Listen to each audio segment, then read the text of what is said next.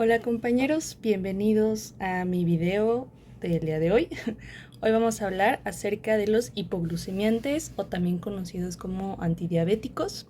Y pues bueno, como su nombre lo dice, un grupo de medicamentos que disminuyen la glucosa en sangre. Ese es, digamos, su principal objetivo terapéutico. Y pues este tema es sumamente importante debido a la enfermedad más importante, ¿no? Un poco redundante, pero justamente la enfermedad más importante de nuestro país, que es la diabetes. Entonces, no solo es la más, es la que, o sea, no solo es la más frecuente, sino también es la que más, eh, digamos, muertes causa al año en México e incluso a nivel mundial debido a sus consecuencias cardiovasculares principalmente. Entonces, pues espero sea de su agrado esta presentación, que les parezca interesante y cualquier duda no, se pueden acercar conmigo. Y finalmente, pues comencemos. Vamos a revisar el concepto de glucosa y glucemia, sobre todo la glucemia y pues digamos cuál es su relevancia en desarrollar patologías, el papel del páncreas, el papel de la insulina, también la resistencia a la insulina y la diabetes, obviamente, y finalmente pues platicar como tal de nuestro tema que es la farmacología. Entonces, comenzando con la glucosa y los carbohidratos en general, la glucemia, pues para hablar de glucosa necesitamos hablar de carbohidratos. Entonces, los carbohidratos son este macronutriente que es el más abundante en la Tierra debido a que es la fuente de energía principal no solo de nuestras células, sino en general de todas las células del planeta y por eso es que es el más abundante, ¿no? Nosotros lo consumimos por medio de la alimentación, por eso es tan importante que comamos 3 veces al día y sobre todo porque el 50 al 70% de nuestras actividades metabólicas van a ser, digamos, van a obtener energía de estos carbohidratos que consumimos, ¿no? Entonces es por eso que es súper importante comprender el metabolismo de los carbohidratos, principalmente la glucosa, que es nuestra principal fuente de energía. Pero bueno, ahorita vamos a revisar eso. Los 3 tipos de carbohidratos que podemos encontrar son los simples, complejos y las fibras, o también conocidos como monosacáridos, disacáridos y polisacáridos. Los simples son los monosacáridos debido a que ya están en su mínima expresión, es simplemente una sola molécula de glucosa, perdón, de una sola molécula de azúcar, ¿no? Puede ser glucosa, pero es simplemente una molécula. Los complejos son los disacáridos, que pueden ser que son 2 moléculas de azúcar, pueden ser la misma o diferentes, pero al final, por ejemplo, está la maltosa, la lactosa y la sacarosa, que son los disacáridos más comunes. Por ejemplo, la lactosa está compuesta de galactosa con glucosa. Esas son las 2 moléculas que forman a una lactosa y pues es comúnmente lo que se encuentra en la leche y los lácteos, ¿no? De ahí su nombre.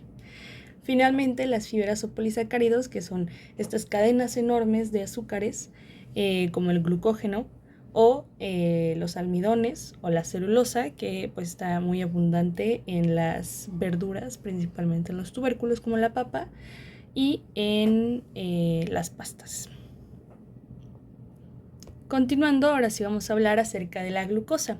La glucosa va a ser esta molécula esencial de nuestro cuerpo, es la base metabólica de la obtención de energía. Va a ser esta molécula de este lado con sus extremos carboxilos, aquí su grupo hidroxilo y pues sus 6 carbonos, ¿no? Por tanto, va a ser clasificado como un carbohidrato de 6 carbonos, es decir, una hexosa, y por sus grupos funcionales es considerado una aldosa.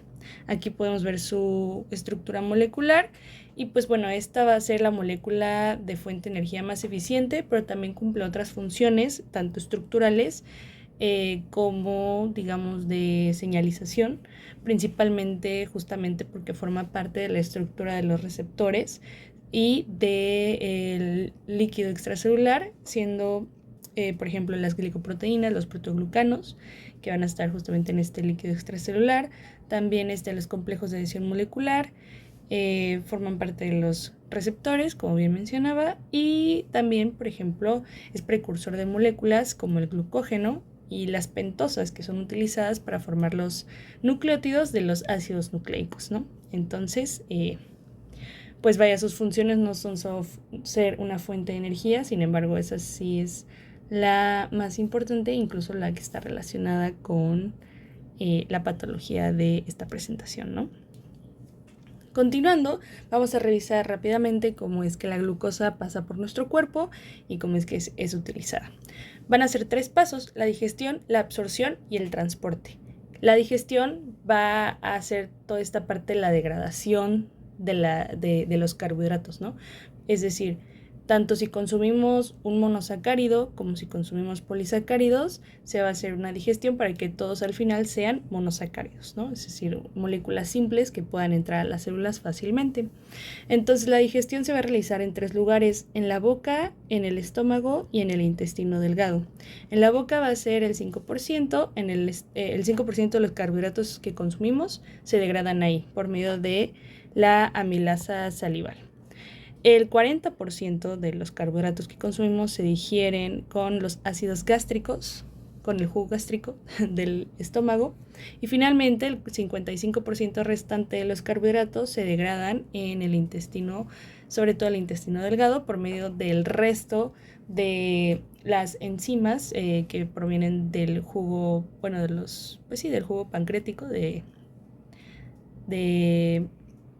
la función exocrina del páncreas, que ahorita la vamos a revisar más adelante, que van a ser todas estas enzimas: la amilasa pancreática, las glucosilasas, maltasas y lactasas. Y pues estas enzimas son súper importantes para la correcta absorción de los carbohidratos. Un ejemplo súper claro son las lactasas, que pues son las responsables de causar la intolerancia a la lactosa, pues en aquellas personas que no pueden consumir leche, ¿no? Entonces, como no las pueden degradar, causa esta inflamación, esta reacción, digamos, del sistema inmune, la inflamación del intestino delgado y en general del tracto gastrointestinal, y pues todas las consecuencias que puede haber de eso, ¿no? Desde los gases hasta ya como tal un episodio diarreico. Una vez que ya degradamos los carbohidratos, ya los digerimos, vamos a pasar a la absorción. La absorción va a ser principalmente en el intestino delgado por medio de los enterocitos, y para esto se van a ocupar 2 proteínas, los GLUTs y los SGLT, que los vamos a revisar más adelante. Y finalmente el transporte, que va a referirse a que una vez que ya la glucosa principalmente ya se digirió, ya se absorbió por los enterocitos y ya llegó al torrente sanguíneo, de ahí hacia qué órgano se va a dirigir, hacia qué sitio se va a transportar, hacia el hígado y hacia el músculo principalmente. Y esto va a estar mediado por la insulina. Todo este proceso lo vamos a revisar. Entonces, la digestión es lo más sencillo, que es lo que ya vimos, que es simplemente cortar las moléculas de azúcar, y una vez que se cortaron, están listas para pasar por nuestros transportadores. Esta imagen representa pues el tubo intestinal, y aquí vamos a tener primero nuestro primer transporte, que son los SGLT. SGLT hace referencia a que utiliza sodio y glucosa para realizar un cotransporte activo hacia dentro del enterocito. Entonces, nuevamente, sodio y glucosa pasan al mismo tiempo hacia dentro del enterocito. Eso es todo lo que va a hacer un SGLT. Va a utilizar estos gradientes de concentración para realizar este cotransporte. Esto con 2 finalidades. El sodio es para mantener, digamos, la homeostasis electrolítica del enterocito, es decir, necesitamos sodio aquí adentro de la célula para que después pueda ocurrir este transporte activo primario, que todos sabemos que es súper fundamental, que es la bomba sodio-potasio, ¿no? Entonces, esta digamos es la importancia de los SGLT. Y por otro lado también busca entonces la entrada de la glucosa para que así, una vez que esté dentro del enterocito, pueda salir hacia el torrente sanguíneo por medio de otro transporte que son los GLUTs por medio de difusión facilitada. Entonces, nuevamente, los GLUTs van a ser difusión facilitada, por tanto, transporte pasivo. Tenemos alrededor de 13 GLUTs, sin embargo, los más importantes son el 2, el 4, el 1, el 2 y el 4, perdón. El 1 y el 2 son insulino independientes, mientras que el GLUT4 es insulino dependiente. Ahorita vamos a ver la importancia de eso. Por mientras, el GLUT1 y el GLUT2 van a ser, digamos, los que más permitan la entrada de glucosa, entrada y salida, mientras que el GLUT4 igual va a ser, digamos, el mediador de la entrada de glucosa, pero principalmente en tejido adiposo, músculo esquelético y corazón. Entonces los GLUTs, su importancia es que facilitan súper rápido la entrada de la glucosa por medio del gradiente de concentración a través de una proteína transportadora. El otro lado son los SGLT, que entonces en vez de pasivo es activo de tipo sin porte y es un cotransporte porque son dos moléculas. Ambas van hacia el mismo sentido, tanto el sodio como la glucosa, y pues simplemente esta es una representación de cómo pues ambas se mueven hacia adentro de la célula. Y una vez que comprendemos esto, podemos pasar al transporte. Es decir, una vez que ya pasó por SGLT y por GLUTs, ya llegó al torrente sanguíneo y ahora se va a dirigir a dos lugares muy importantes: el hígado y el músculo esquelético. Este, como pueden ver, es el ciclo de Cori. Este va a ser, digamos, un camino muy recurrente de la glucosa, donde va a ocurrir glucólisis y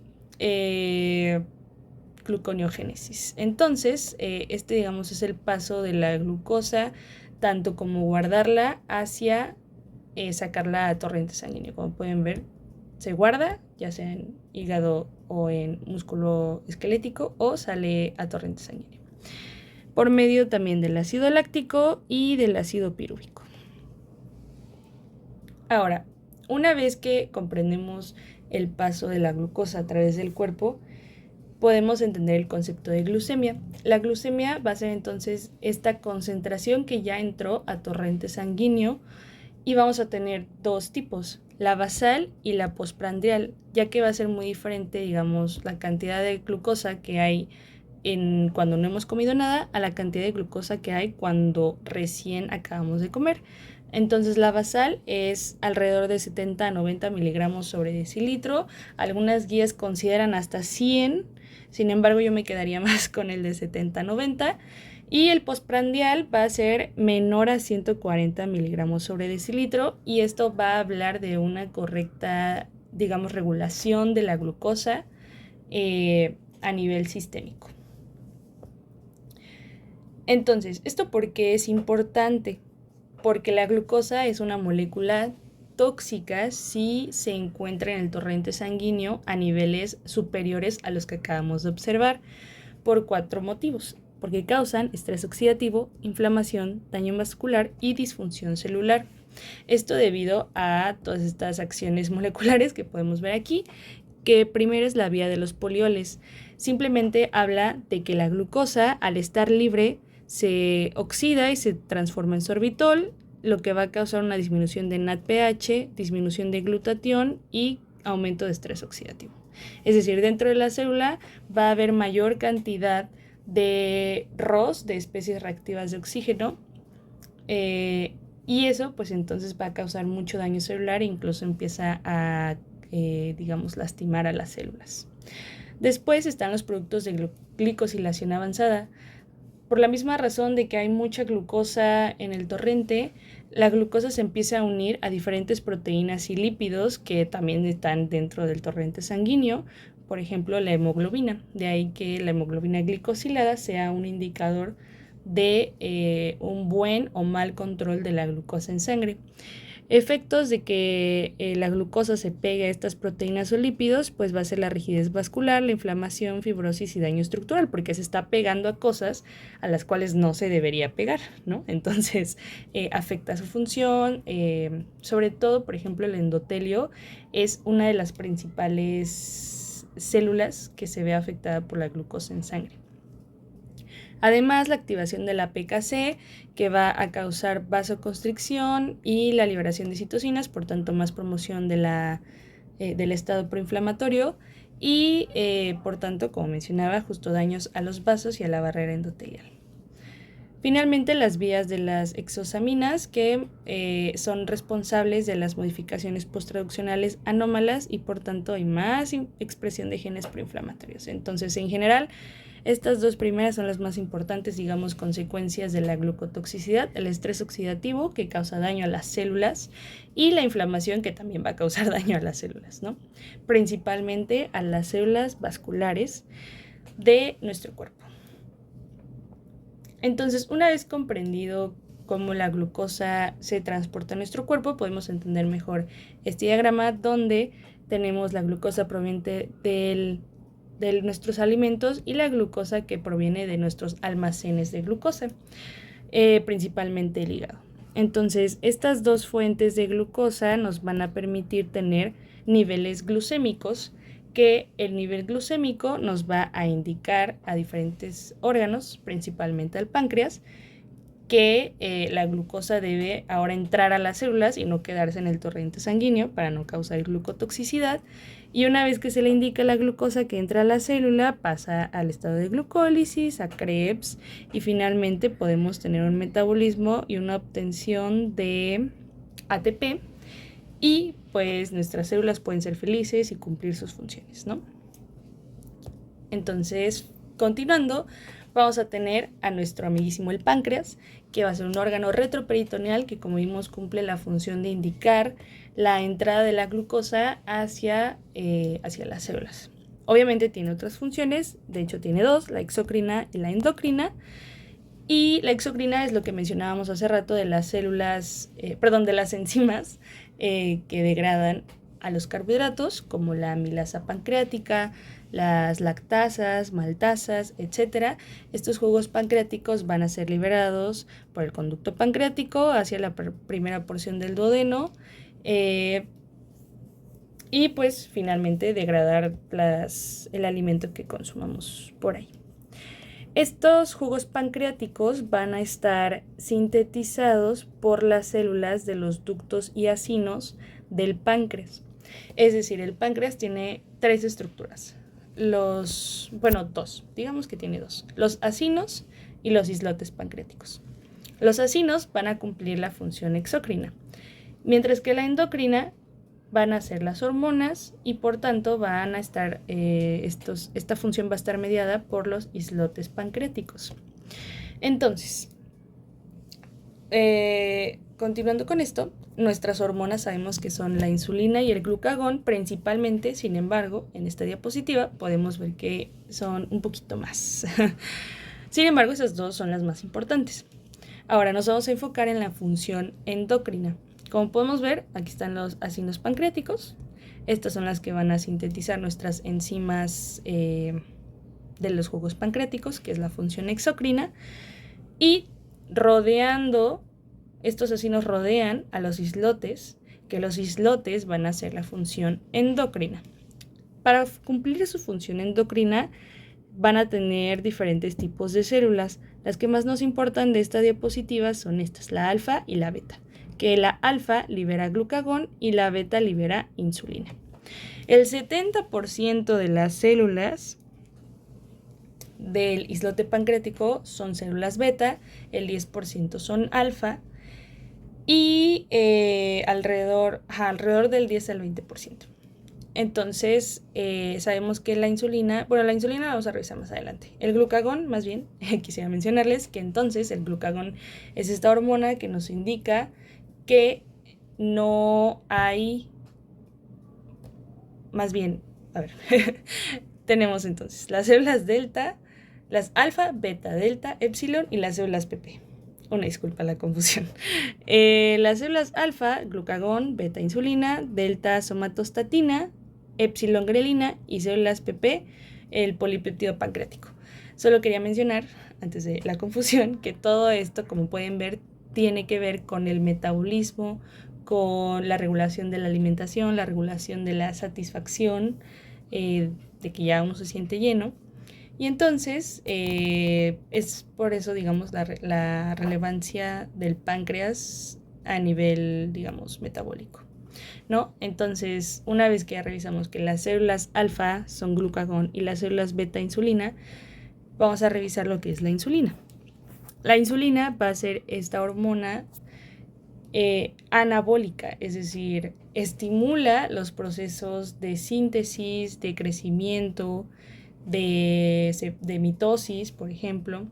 Esta es la principal hormona que indica estos procesos. A diferencia del glucagón, que es lo que quería mencionar hace rato, el glucagón más bien es todo lo contrario, indica la detención del anabolismo, es decir, se inhibe lo que es la mitosis, se inhibe lo que es,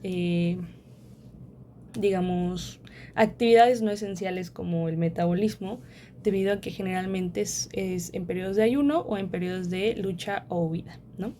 Entonces, continuando con la insulina, va a ser entonces hormona anabólica. Vamos a tener síntesis de proteínas, mitosis, glucólisis, todo esto se va a estimular, ¿no? Esta insulina está hecha de dos cadenas, la cadena alfa y la cadena A y la cadena B. Esta es la proinsulina, como pueden ver. Y esta es una cadena más larga que tiene las dos cadenas que recién mencionaba, pero además tiene una tercera cadena que es la cadena C. Esta cadena C realmente por el momento no nos es importante, entonces simplemente es que del péptido C es, digamos, un residuo de la síntesis de la insulina, que son dos cadenas unidas por puentes disulfuro. La función de la insulina va a ser indicar el transporte de glucosa hacia el espacio intracelular. ¿Para qué? Para evitar los efectos de la glucotoxicidad. Continuando con otras funciones, pues es indicar el almacenamiento de glucosa, así como la inhibición de la lipólisis y el aumento de la síntesis de proteínas, como mencionaba hace un momento. Estos son efectos, más bien situaciones que aumentan la secreción de insulina, que pues va a ser principalmente el aumento de glucosa en sangre. Ese va a ser el principal regulador de la secreción de insulina. ¿Esto cómo lo hace el páncreas? Debido a que justamente, como pueden ver en esta imagen, tiene mucha irrigación, ¿no? Y esta irrigación le va a indicar al islote la cantidad de glucosa que hay en la sangre. Entonces, al censar, digamos, con diversas fuentes de la circulación, la glucosa en sangre, es así como estas células se van a despolarizar y pues liberar la insulina. Ahora, otra situación importante es el aumento de los aminoácidos en sangre de las hormonas gastrointestinales. Estas hormonas son secretadas por la mucosa gastrointestinal y van a, digamos, promover la secreción de la secreción de insulina, para así nuevamente ingresar la glucosa hacia el espacio intracelular. Por otro lado, la disminución de la secreción de insulina van a ser la actividad alfa-adrenérgica, que es lo que les mencionaba. Cuando hay actividad alfa-adrenérgica de lucha o huida, se inhibe la secreción de insulina para que así no se gaste energía en metabolizar glucosa o metabolizar cualquier otra cosa, sino más bien en luchar o huir, ¿no? Se pone en pausa, digamos, estas actividades anabólicas. Otras sustancias que la inhiben son la somatostatina y la leptina, que nos van a indicar principalmente saciedad, nos van a indicar que ya acabamos de comer y por tanto ya no es necesario el papel de la insulina en el cuerpo. Continuando con la insulina, una vez que comprendemos sus funciones, hay que ver, digamos, fisiológicamente cómo pasa esto. Esto ocurre debido a los receptores de insulina. Una vez que los islotes de Langerhans o los islotes pancreáticos liberan la insulina, esta insulina viaja por el torrente sanguíneo hasta encontrarse con este bello receptor que ven aquí. Es un receptor de tipo tirosincinasa que va a desencadenar una cascada de señalización que por el momento no vamos a revisar, porque es muy larga. Sin embargo, aquí podemos ver cómo tiene que ver con la fosforilación de los ERS, los sustratos del receptor de insulina, o ERS, y a su vez toda esta cascada va a desencadenar todas estas acciones. Las que quiero resaltar son primero la expresión genética de GLUTs, por ejemplo, y la expresión genética en general de las funciones celulares de cada célula. La síntesis del glucógeno, es decir, entra la glucosa y se va acumulando, se van haciendo las reservas, y la síntesis proteica, justamente porque hay más expresión genética, ¿no? Y por tanto, esto nos da pie a que se expresan GLUTs, se van a las vesículas y estas vesículas sacan el GLUT. No sé si recuerdan el GLUT que les mencionaba que era, pero era el GLUT4, el insulino dependiente. Ese va a ser el GLUT que va a salir y se va a exponer en la membrana celular, solo cuando haya insulina. Entonces, la función de estos receptores, o en general de la insulina, va a ser la exposición de los transportadores GLUT sobre la membrana, así como el incremento de la captación de potasio. Ok, entonces, estas dos imágenes nos representan la fisiología de la insulina. Primero, aquí vamos a estar ubicados en el islote pancreático, en las células beta específicamente, ¿no? Y de este lado vamos a estar en células, no sé, del músculo, digámoslo así, ¿no? Va a estar del músculo. Entonces, empezando con la célula beta pancreática, lo que va a ocurrir es, tenemos al GLUT no insulino dependiente, es decir, siempre está expuesto en la membrana de la célula beta del páncreas y por tanto detecta la elevación de glucosa por la alta irrigación que tiene el páncreas. Una vez que la glucosa entra y se detecta, pues pasa por glucólisis para que la célula beta pancreática pueda subsistir y al mismo tiempo se promueve y entonces, más bien, va a causar el aumento de ATP, lo cual va a activar este canal de potasio, que pasa de estar abierto a estar cerrado, por tanto no hay entrada de potasio y por tanto hay una despolarización de la célula. Entonces, otra vez, al censar el aumento de glucosa, se cierra el canal de potasio, se despolariza la célula y cada vez que se despolariza una célula, algo tiene que sacar. Entonces, más bien, algo tiene que entrar y algo tiene que sacar. Lo que va a entrar es calcio. Y el calcio sabemos que nos ayuda a la exocitosis de vesículas, que en este caso están llenas de insulina.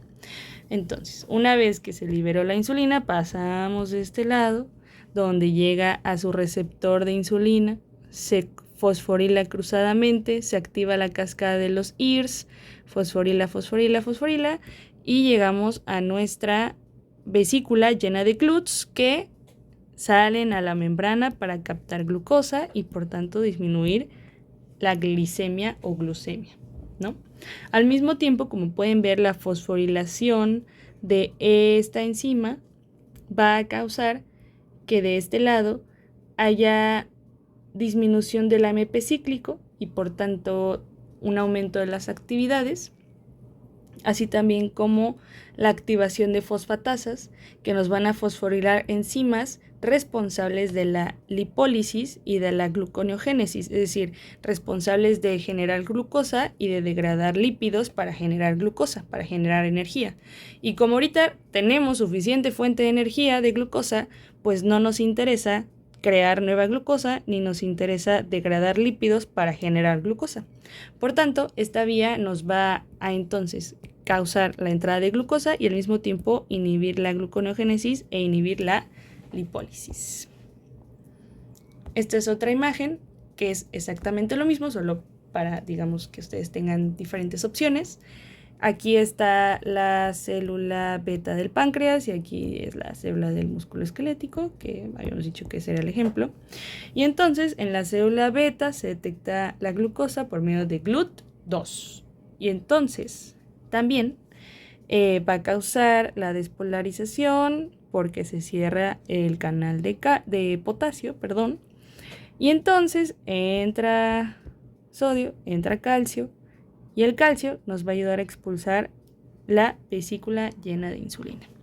Ahora, con esta imagen también quisiera puntuar el papel de las incretinas.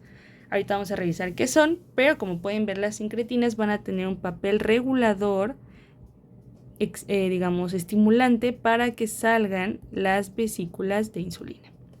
Eso es lo único que quería puntuar con esta imagen. Y de este lado es realmente lo mismo, es una célula que tiene su receptor de insulina, que se va a activar, se fosforila, como pueden ver aquí están los fosfatos. Tenemos nuestra cascada de IRS, que una vez que se activan nos va a haber síntesis de proteína, va a haber, ¿qué más? Crecimiento, diferenciación, supervivencia, todo eso. Y al mismo tiempo va a haber una exposición de los GLUT4 para que entre glucosa haya fosforilación y haya vías metabólicas en el músculo esquelético. Continuando con las incretinas, entonces, dijimos que tienen un papel regulador, estimulante, para que la insulina pueda salir de la célula beta. Entonces, ¿qué son las incretinas? Como tal, son hormonas peptídicas insulinotrópicas. Entonces, como ya hemos mencionado, las incretinas son hormonas sintetizadas por la mucosa del tracto gastrointestinal que van a favorecer la secreción de insulina, que también lo vimos en la tabla de qué favorece la secreción de insulina. Aquí podemos ver esas hormonas gastrointestinales. Entonces, específicamente nos vamos a enfocar en HIP y GLP-1, sobre todo GLP-1, porque HIP está más relacionado con las células alfa del páncreas, mientras que GLP-1 está relacionado con las células beta del páncreas. Perdón. Además, se le ha reconocido como un citoprotector del cerebro, corazón, y estimula la saciedad. Todas estas funciones son las que cumple el GLP-1. Como pueden ver, es una molécula diana del tratamiento de la diabetes y además, digamos, muy favorecedora de nuestro metabolismo, por lo que es muy importante.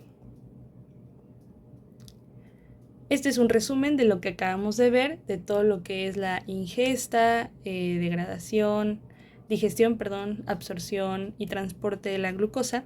Aquí podemos ver nuestro estado en ayuno y un estado prandial, ya que quedamos que la glucemia se puede dividir justamente en basal y en postprandial. Entonces, en el estado de ayuno vamos a tener nuestra glucosa menos de 100, y eso le va a indicar al cerebro que podemos utilizar nuestras reservas que tenemos en el hígado y en el músculo esquelético de glucosa. Como indica esto, por medio del glucagón, el islote pancreático con sus células alfa va a sintetizar glucagón. No va a haber insulina, sino glucagón, para que así se utilicen estas reservas de energía.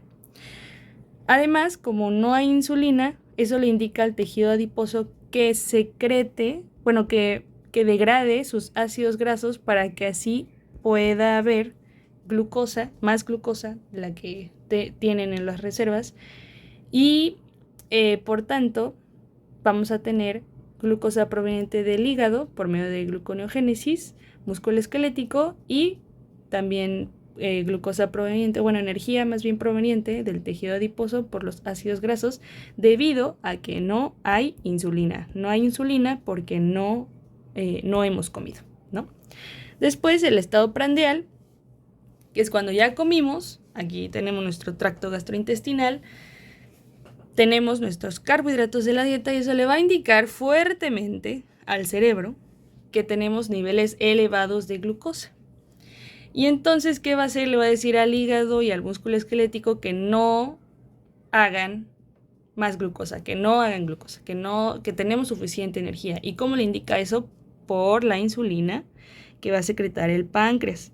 Entonces el cerebro le dice al páncreas le dice a hígado y a músculo esquelético, por medio de la insulina y sin haber glucagón. A su vez, el incremento de insulina le va a decir al tejido adiposo que no haga lipólisis. No va a haber lipólisis. Y como no hay lipólisis, no hay liberación de ácidos grasos. Finalmente, el tracto gastrointestinal va a promover esta liberación de insulina por medio de las incretinas y por medio también de los lípidos de la dieta. Pues todavía le dicen más al tejido adiposo: oye, ya hay suficientes lípidos, ya no hagas más lípidos, no degrades estos lípidos.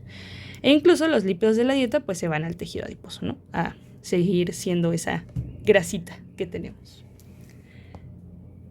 Entonces, una vez comprendido todo esto, podemos comprender qué falla en la diabetes. Hay dos tipos de diabetes: la diabetes tipo 1, que es insulino dependiente, y la diabetes tipo 2, que es no insulino dependiente.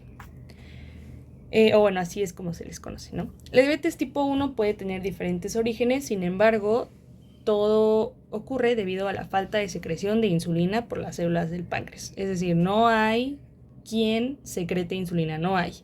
No es que el receptor falló, no es que no es que no hay GLUTs, sino más bien es que no hay insulina.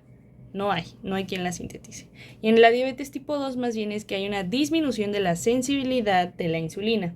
Es decir, si yo ocupaba 2 moléculas de insulina para bajar mis niveles de glucosa, ahora ocupo 4, y eso es una demanda de trabajo hacia las células del páncreas, y entonces ahí es donde ocurren estas, dolencias, ¿no? Estas alteraciones de las células del páncreas. Nos vamos a enfocar más en la diabetes tipo 2 porque son del 90 al 95% de los casos, porque incluso hay otros tipos de diabetes, lo que es la diabetes gestacional y diabetes, digamos, más genéticas, otros tipos de diabetes. Entonces, pero ese realmente al final se van a tratar con insulina. Sin embargo, la diabetes tipo 2 es la que tiene más, este repertorio de fármacos hipoglucemiantes. La patogénesis, por tanto, de esta diabetes tipo 2 va a ser la progresiva disfunción de las células beta pancreáticas productoras de insulina. ¿Por qué? Porque hay todo este daño de la glucotoxicidad, así como esta demanda excesiva hacia las células beta de producir insulina. Esto que va a causar afecciones en la captación de glucosa y su utilización eficiente en el resto de los tejidos, y por tanto la glucosa se queda en sangre, aumentando la glucemia, y por tanto, como la célula no pudo meter azúcar, no pudo meter glucosa, pues va a utilizar lípidos y proteínas, ¿no? Causando lipólisis y proteólisis, que de forma crónica también causa lo que son los cuerpos cetónicos y demás daños hacia la célula, sobre todo por la proteólisis, y por tanto pues ocurren todas las comorbilidades que vamos a revisar. Principales causas de esta enfermedad van a ser la obesidad y el sobrepeso, ¿no? Sobre todo por la excesividad de la adiposidad visceral.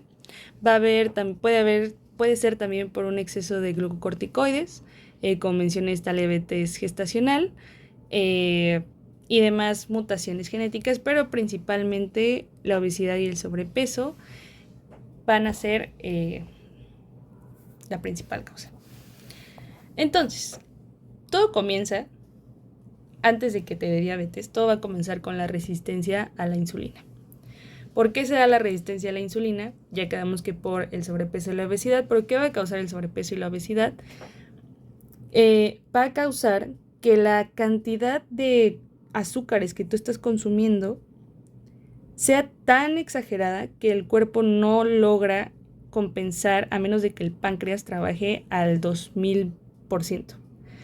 Esto que va a causar en el largo plazo la disminución de la cantidad de receptores de insulina en el resto de los tejidos, porque con el tiempo pues las células van perdiendo la capacidad de captar glucosa suficiente, por tanto no se están sintetizando los receptores como se debería. Además, esto pues como no hay insulina, nadie le indica al GLUT4 que salga, y por tanto hay todavía una mayor disminución de la captación de glucosa. También, por tanto, como no hay glucosa, aumenta la lipólisis, la lipotoxicidad, y eso todavía inhibe más la salida del GLUT4. Y finalmente, como hay exceso de lipólisis, hay aumento de adiposinas, que son sustancias que liberan los adipocitos, que son proinflamatorias, además de pro-resistencia a la insulina, ¿no? Entonces estas dos son proinflamatorias, y la resistina está más asociada pues a la resistencia a la insulina, ¿no?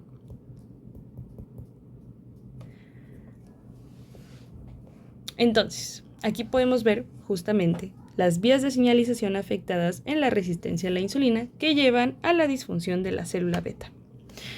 Entonces, la resistencia a la insulina va a ser, digamos, el estado que va a terminar dañando las células beta y que al final eso te va a causar diabetes. Dentro del páncreas podemos ver que la insulina va a ir cada vez más en aumento, y eso va a causar un estrés hacia la célula beta. ¿Por qué? Porque está detectando que estás comiendo cantidades monstruosas de glucosa y por tanto trata de, digamos, equiparar la cantidad de glucosa que estás comiendo con la cantidad de insulina que va a secretar y por tanto hay un súper aumento. Una vez que esto ocurre, pues con el tiempo a la célula no le es posible seguir este paso y por tanto la masa, es decir, la cantidad de células beta pancreáticas que hay, empiezan a rendirse y a decir ya no puedo chambear, ya no puedo trabajar, esto es una explotación laboral, me doy de baja y pues entonces ya no hay células beta que quieran trabajar a esta cantidad de trabajo, ¿no? Entonces, ¿esto qué va a causar? Pues que entonces en los tejidos, como en el músculo, no va a haber la cantidad de insulina que había y por tanto no se van a activar las vías metabólicas que sacan al GLUT4 y por tanto no va a haber metabolismo. Eso, digamos, es lo principal. Cuando no hay glucosa, ¿qué ocurre? Se degradan los adipocitos que va a liberar su lipotoxicidad, van a promover la inflamación por medio de las adipocinas, TNF-alfa e interleucina 6. Y a su vez, este estado proinflamatorio va a inhibir todavía más lo que es el receptor de insulina. Y por tanto, aunque haya un aumento de insulina, el receptor de insulina ya no va a funcionar. Entonces, con el tiempo, esto va a hacer que haya menos células beta, como habíamos dicho, y disminución de la función de los receptores de insulina. Entonces, no hay nada que favorezca a que estas vías funcionen y a que haya GLUT4 en la membrana celular. Esta, digamos, es la base fisiopatológica de la diabetes. ¿Cómo se va a observar esto? Por la hiperglicemia, hiperinsulinemia, como pudimos ver. Y esto va a causar fatiga porque las células no tienen energía, poliuria, debido a que el riñón está trabajando lo más posible para que no haya glicotoxicidad, y para que no haya glicotoxicidad lo tiene que sacar por la orina, y como es mucha, pues necesita orinar mucho, ¿no? Esa es, digamos, la base de la poliuria. El edema celular, debido al desbalance electrolítico, sobre todo porque vimos que si hay glucosa, hay sodio, y si hay sodio hay potasio, y si hay potasio hay calcio, ¿no? Todos estos desbalances, esta cadenita que acabo de mencionar, pues no ocurre cuando no hay glucosa, ¿no? Entonces, por eso hay edema celular y finalmente a largo plazo daño multiorgánico, lo que nos va a llevar a la muerte.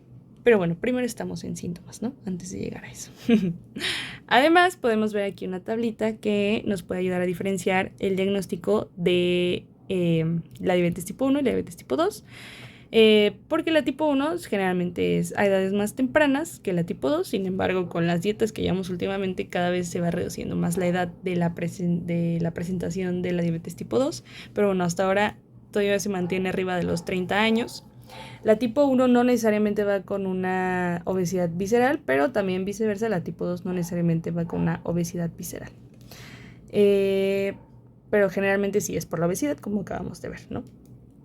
Además, la insulina sobre todo va a ser, digamos, nuestro diferencial más importante, porque en la tipo 1 no va a haber, o sea, no hay. En la tipo 1 hay cero insulina y más bien no hay resistencia a la insulina, es simplemente que no hay insulina. Y en la tipo 2 está normal o incluso alta, como acabamos de ver, porque es un mecanismo compensador, aquí, un mecanismo compensador que hace el páncreas, que a largo plazo pues no lo soporta, pero al inicio hay una hiperinsulinemia. Y pues bueno, procediendo al diagnóstico de diabetes y prediabetes, que sería, digamos, este estado de resistencia a la insulina, Van a hacer 4 pruebas: la glucosa en ayunas, la glucosa plasmática, la hemoglobina glicosilada y la tolerancia a la glucosa. De acuerdo con las guías, la hemoglobina glicosilada va a ser la más importante para el diagnóstico y control de la diabetes. La glucosa plasmática en ayunas, nos ayuda a ver que tan bien está su control de glucosa. Arriba de 126 ya se considera diabetes y de 100 a 125 se considera prediabetes. Por eso les mencionaba que el 100 es como el límite entre estar normal y estar ya prediabético. Entonces hay que tener mucho cuidado con eso. Obviamente ya más de 100 ya es prediabetes. Además se necesitan varias pruebas repetitivas, eso también muy importante mencionarlo. Y luego está la prueba de tolerancia oral a la glucosa, mayor a 210 diabetes, y la hemoglobina glicosilada, que arriba de 6.5 es definitivamente diabetes, ¿no? Ahora sí, una vez que tenemos nuestra base fisiológica, nuestra base fisiopatológica, es decir, conocemos de la diabetes, podemos pues proceder a tratarla. El objetivo de la terapia va a ser una atención integral considerando la glucosa, lípidos, tensión arterial y las complicaciones. No solo la tensión arterial, sino todas las complicaciones que conlleva la diabetes, como la dislipidemia, la obesidad, las retinopatías, neuropatías, nefropatías, cardiovasculares, sobre todo estas, las cardiovasculares, que son las responsables de la mayoría de las muertes en México y del mundo. Esas son las que más tenemos que vigilar. Además, una evaluación de la hipoglicemia, porque el medicamento puede causar hipoglicemia, también la esperanza de vida que tiene el paciente, su edad, tiempo de evolución, complicaciones micro y macrovasculares. ¿Ok? Entonces, 3 puntos de la terapia: el control glucémico, las condiciones asociadas y la detección y manejo de complicaciones.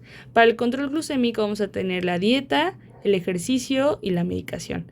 Para tratar las condiciones asociadas, la dislipidemia se puede tratar también con otros medicamentos, la hipertensión con otros medicamentos y la obesidad con dieta y ejercicio y medicamentos.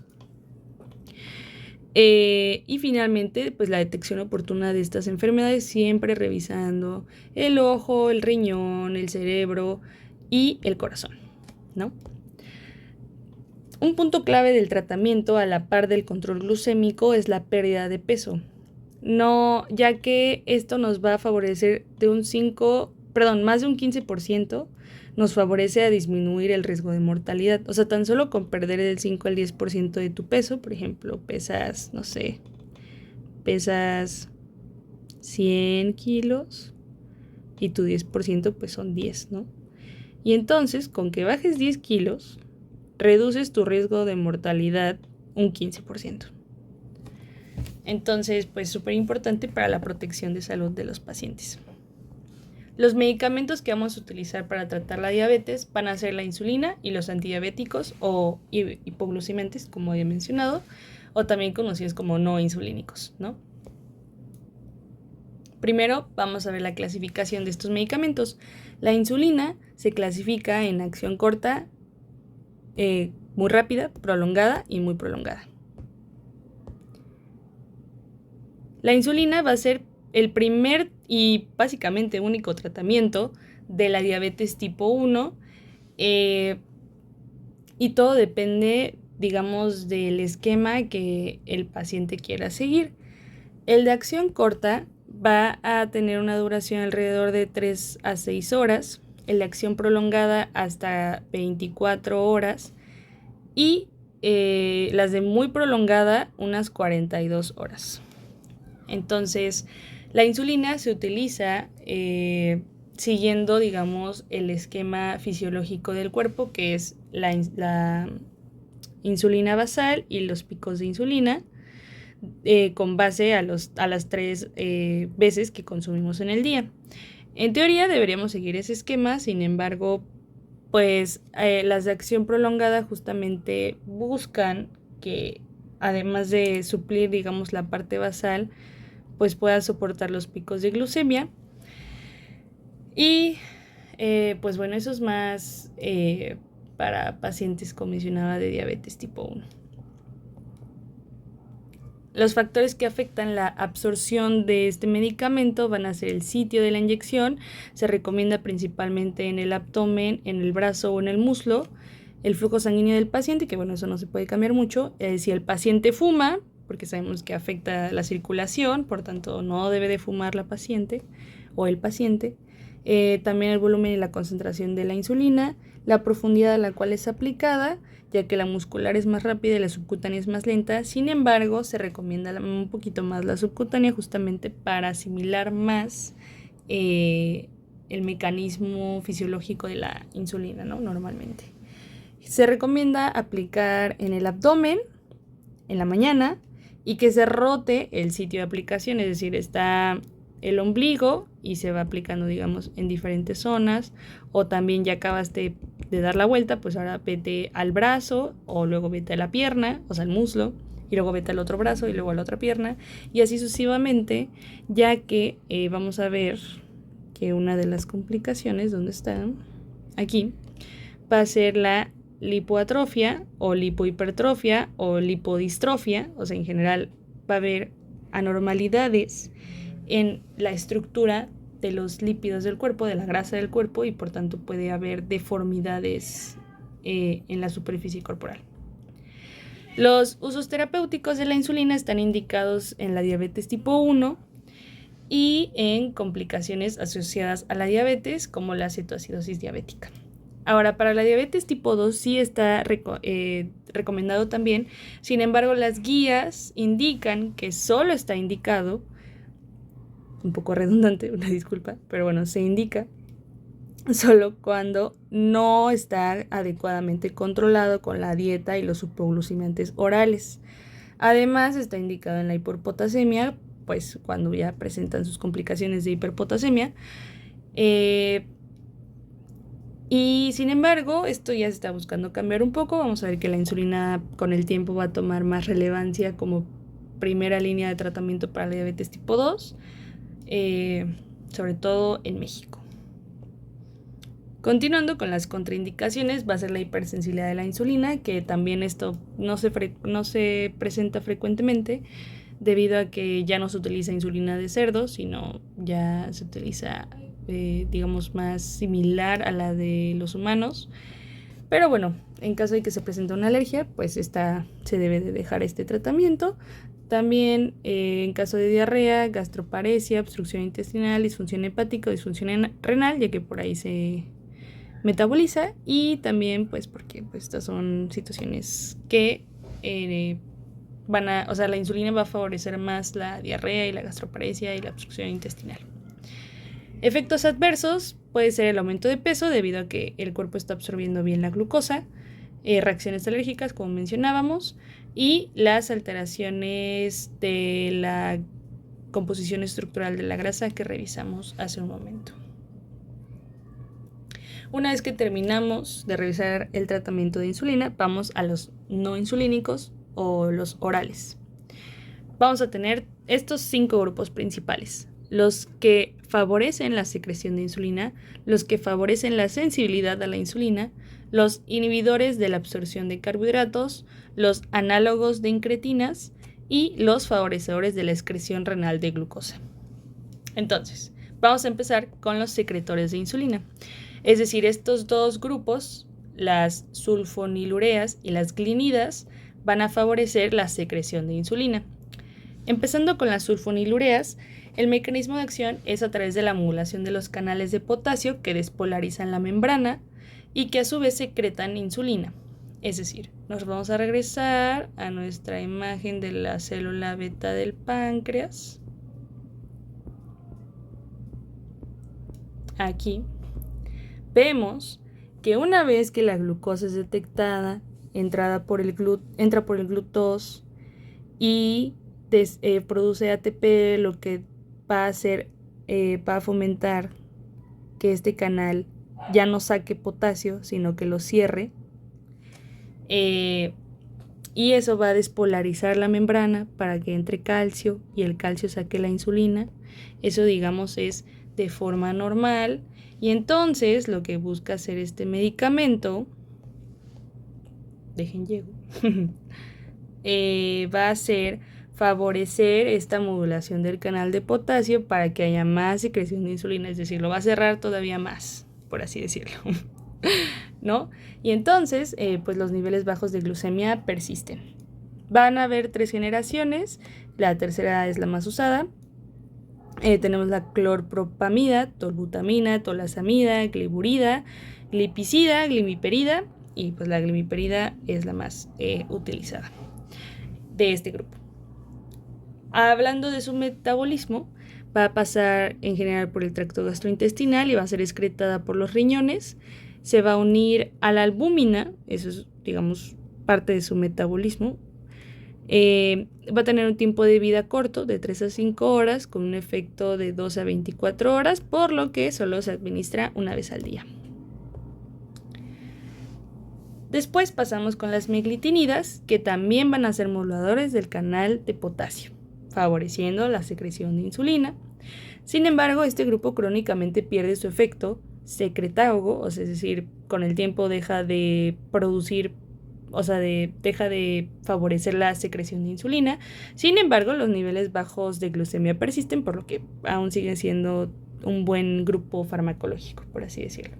Su metabolismo va a ser a través del hígado por la CYP3A4, sobre todo la repaglinidina. También la nateglinida va a estar metabolizada por la CYP2C9 y la CYP3A4. Y finalmente van a ser excretados por el riñón. La repaglinidina va a estar más recomendada para el estado preprandial, mientras que la nateglinida tiene una acción rápida, por lo que es más postprandial. En ambos casos se administra 3 veces al día cada vez que se va a comer, ya sea unos 1 a 15 minutos antes de la comida. Después pasaremos a sus usos terapéuticos de ambos grupos, que alrededor del 50 al 80% de los pacientes responden, por lo que son una buena primera línea, y están indicados en la hiperglicemia de diabetes tipo 2, efectos adversos, la hipoglicemia, cuando pues nos pasamos de meter glucosa, el coma, el aumento de peso, náuseas, vómitos en general, digamos alteraciones gastrointestinales, anemia, hipersensibilidad e hiponatremia, ya que quedamos que si hay glucosa, hay sodio, ¿no? O sea, donde se mueve la glucosa, se mueve el sodio. Si sale mucha glucosa, pues también sale mucho sodio. Contraindicaciones, diabetes tipo 1, porque no queremos disminuir todavía más los niveles de glucemia. El embarazo, lactancia, porque atraviesan la barrera. Está contraindicado completamente, y en general todos los hipoglicemiantes vamos a ver que están contraindicados en insuficiencia renal, porque por ahí son excretados la mayoría de los medicamentos, a excepción de la metformina, pero bueno, ahorita lo vamos a revisar, y la insuficiencia hepática. Más bien la metformina no pasa por no se metaboliza por el hígado, sino más bien sale así como entra, sale, por lo que no está, digamos, como tal contraindicada en nuestros pacientes. Pero en general, el resto de los hipoglicemiantes sí están contraindicados en insuficiencia tanto hepática como renal. El siguiente grupo van a ser los sensibilizadores, es decir, van a favorecer que la insulina haga su efecto. El único grupo son los biguanidas y el único medicamento es la metformina. El mecanismo de acción es a través de la reducción de la glucosa producida en el hígado, eso significa HGP, es decir, limita la gluconeogénesis. Además, activa la enzima AMPK, incrementando la oxidación de los ácidos grasos hepáticos y la captura de glucosa en tejidos, así como su eliminación. Como les mencionaba, este medicamento pasa por el tracto gastrointestinal. Alrededor del 70 al 80% se utiliza a nivel intestinal. En el hígado, es decir, una vez que por aquí pasa por el hígado y llega al torrente, del torrente llega al hígado, y para pasar hacia el hepatocito utiliza esta enzima, y luego sale y luego se va hacia el riñón, y para llegar al riñón utiliza esta otra enzima, OCT2. Y una vez que llega al riñón y quiere llegar a la orina, utiliza la enzima MATE1,2 para que así pueda salir completita, sin ninguna modificación, hacia el exterior del cuerpo. Tiene un tiempo de vida medio de 4 a 5 horas, por lo que se administra 2 veces al día, de 0.5 a 1 gramo con una dosis máxima de 2.5 gramos. Entonces, el uso de la metformina en general va a ser progresivo, se inicia con 0.5. Obviamente depende del paciente, ¿no? Pero una vez que queremos iniciar el tratamiento, se empieza con la dosis más baja y progresivamente se llega hacia 1 gramo y máximo 2.5 gramos, pero ya sería un exceso, o sea, sería un paciente súper descontrolado, ¿no? Y que tiene mucho riesgo de efectos adversos, que son los que vamos a revisar. Está indicado en diabetes tipo 2, así como en complicaciones microvasculares e infertilidad por síndrome de ovario poliquístico. Se ha observado que favorece mucho el tratamiento de esta enfermedad. Después tenemos los efectos adversos, principalmente gastrointestinales, disminución de B12, falla renal, porque, como mencionaba, el hígado no es su blanco, o sea, como la metformina no es metabolizada como tal, sale como entra. Sin embargo, el riñón es el que se encarga de sacarla, por lo que en falla renal, pues puede causar falla renal. Así también tiene mucha interacción con fármacos, ¿no? Por lo tanto, la contraindicación más importante va a ser la enfermedad renal, una disculpa, aquí no es hepática, es renal, así como el alcoholismo crónico, porque tiene mucha interacción, la falla cardíaca, enfermedad pulmonar grave y competencia con fármacos catiónicos como estos, para que los tengan en consideración. Otro grupo de los sensibilizadores van a ser la tiazolidinedionas, que va a tener su mecanismo de acción a través del receptor PPAR gamma, un receptor de hormona nuclear relacionado con el metabolismo de la glucosa y los lípidos. Por lo tanto, aumentan la sensibilidad de la insulina. Entonces, vamos a tener 3, pero este está completamente eliminado. No lo pueden utilizar porque fue retirado del mercado por sus altos índices de acidosis por ácido láctico. Entonces, la rosiglitazona y la pioglitazona son las únicas dos tiazolidinedionas que podemos utilizar. La rosiglitazona reduce los triglicéridos y aumenta el HDL, que sabemos que es un colesterol protector, y la pioglitazona aumenta el LDL, por lo que no está tan recomendado. Va a pasar por el tejido adiposo, el músculo esquelético, el páncreas, los macrófagos y el endotelio.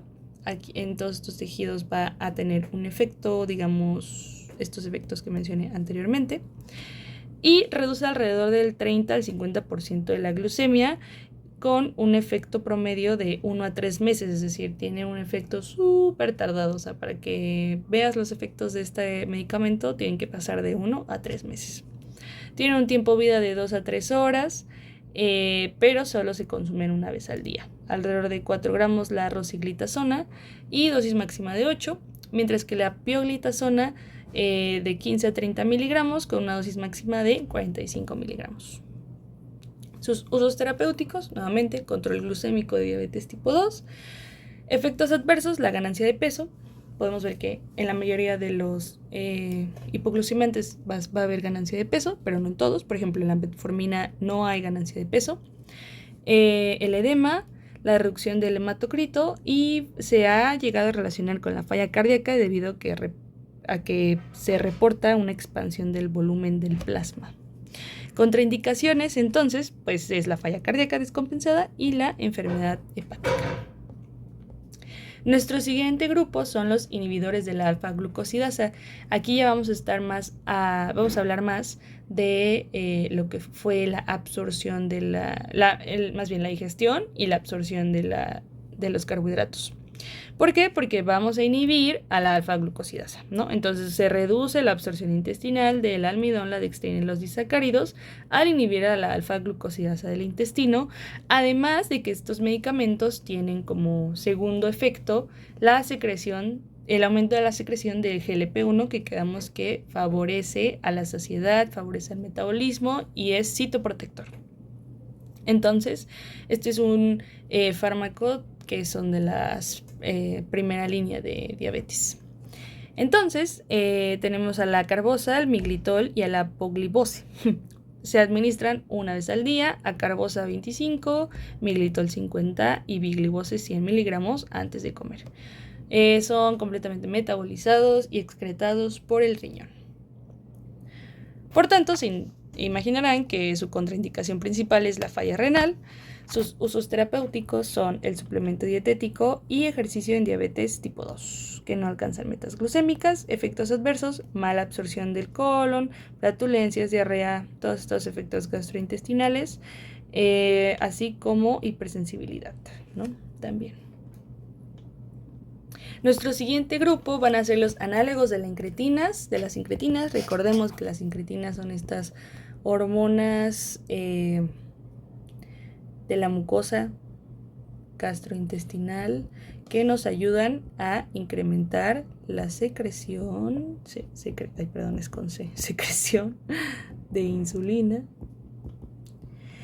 Y vamos a tener dos grupos, los análogos de GLP-1, que quedamos que GLP-1 era el que estaba relacionado con las células beta del páncreas. El HIP, que es la otra incretina, estaba más relacionada con las células alfa. Entonces por eso GLP-1 es nuestra diana terapéutica. Y los inhibidores de la DPP-4. Se preguntarán qué es la DPP-4. Es la enzima que se encarga justamente de eliminar o de degradar al GLP-1 y a HIP, es decir, a las incretinas. Entonces, esta enzima pues no la queremos porque sí queremos GLP-1 y sí queremos HIP, ¿no? Entonces, los análogos de GLP-1 que van a favorecer los efectos de la GLP-1 van a ser todos estos, y los que inhiben a la enzima que degrada a las incretinas van a ser estos. Aquí podemos ver sus acciones principales. Los análogos van a activar el receptor de GLP-1 que favorecen la secreción de insulina, inhiben el glucagón, disminuyen el vaciamiento gástrico y por tanto incrementan la sensación de saciedad. Los inhibidores de DPP-4 van a inhibir a la DPP-4 que degrada la GLP-1 y por tanto prolonga el efecto de la GLP-1 y de HIP. Usos terapéuticos, diabetes tipo 2 y pérdida de peso, porque favorecen a la saciedad. Y sabemos que uno de los objetivos de la diabetes es la pérdida de peso para favorecer su protección y su calidad de vida y su pronóstico de vida también.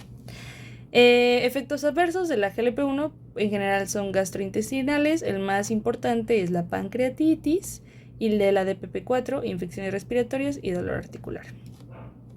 Contraindicaciones de GLP-1.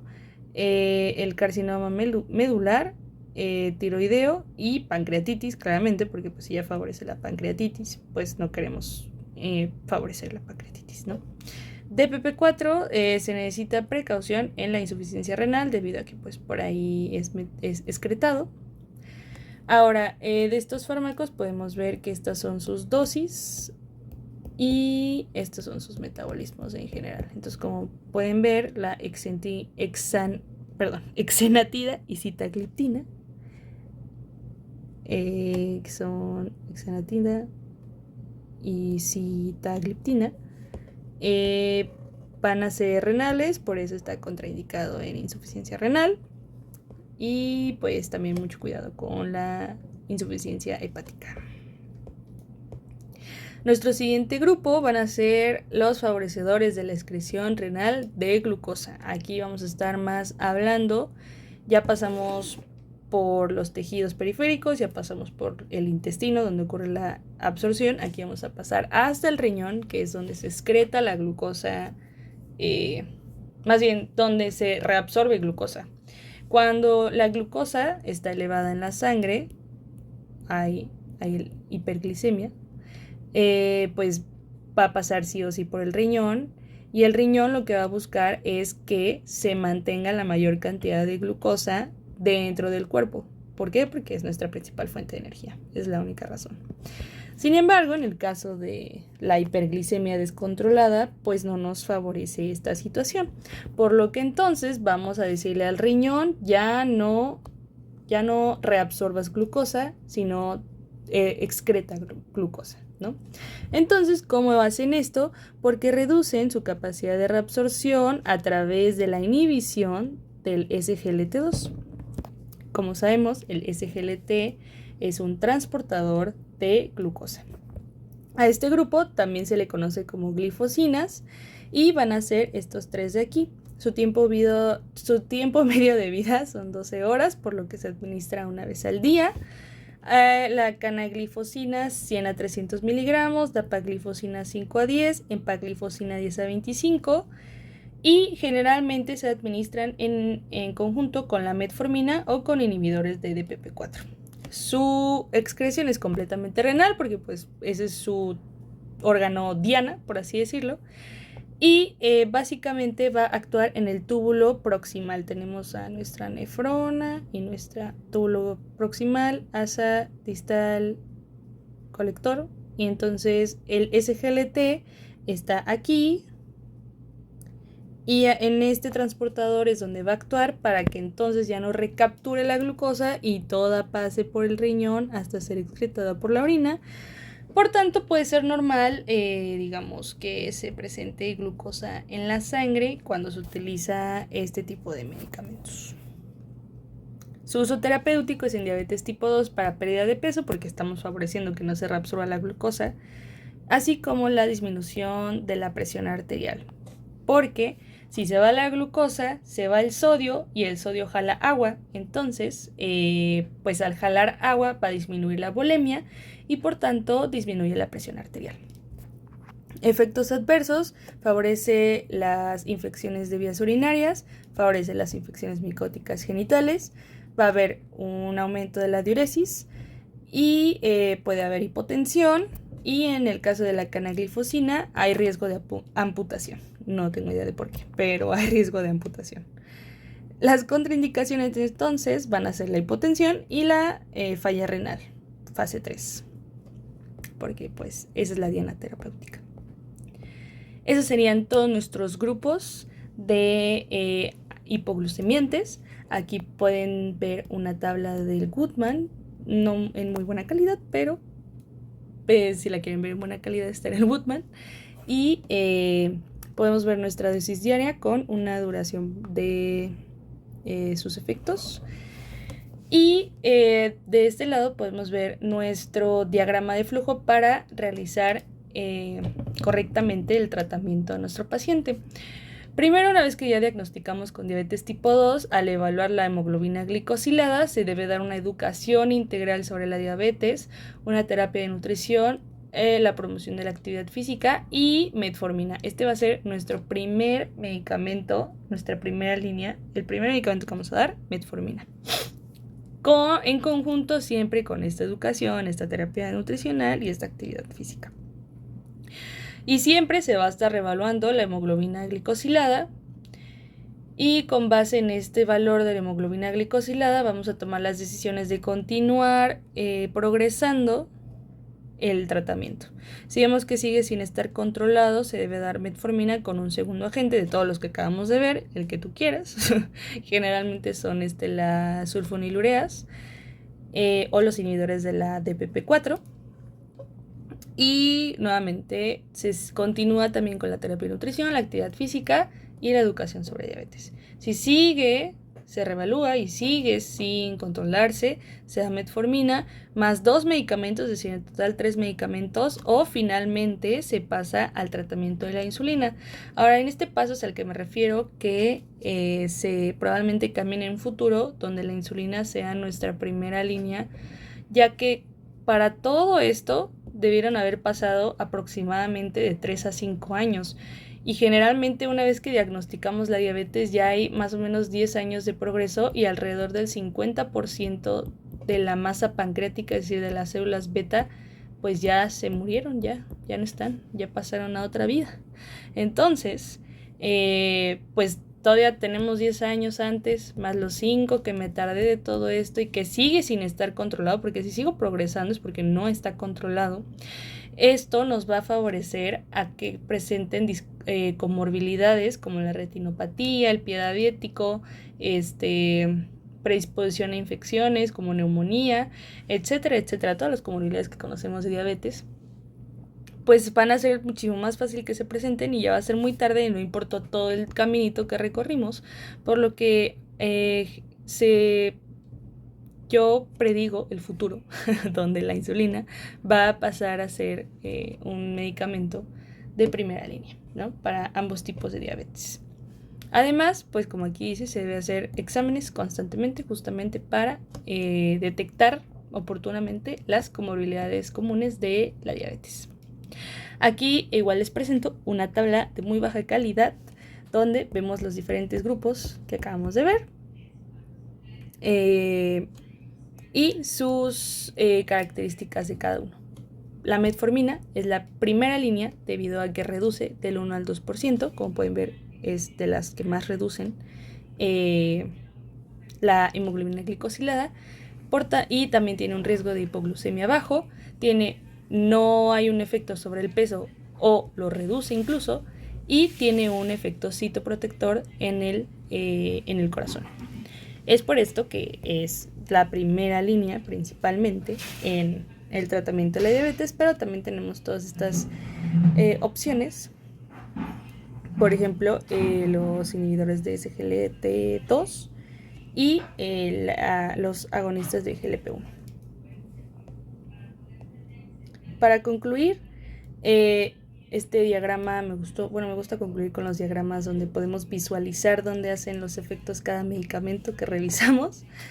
Entonces, podemos ver nuestro caminito de glucosa que revisamos es este. Y ya de ahí podemos observar dónde realizan sus efectos el resto de los medicamentos. Tenemos los músculos, los tejidos periféricos, el hígado, nuestros dos almacenes, y tenemos el páncreas y tenemos el riñón, ¿no? Entonces todo comienza con el tracto gastrointestinal, procede al páncreas, procede a nuestro tejido periférico y al hígado, que son nuestros almacenes, y luego procede al riñón para excretar la glucosa, ¿no? Entonces, comemos nuestro páncreas,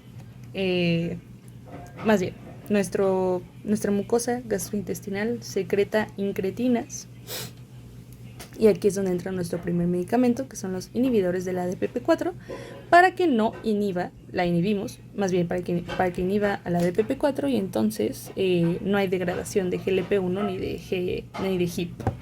Esto va a favorecer que el páncreas secrete insulina, ¿no? Entonces nos vamos a nuestra célula beta, aquí vemos cómo está nuestro segundo medicamento, los agonistas de GLP-1, que favorecen el efecto de las incretinas sobre nuestra célula beta. Nuestro siguiente grupo son las sulfonilureas, que quedamos que actúan sobre el canal de potasio para inhibirlo. Y entonces, al inhibir el canal de potasio, la célula se continúa despolarizando y entonces entra calcio, y cuando entra calcio podemos expulsar nuestras vesículas llenas de insulina. Y entonces cumple su función secretagoga de secretar más insulina.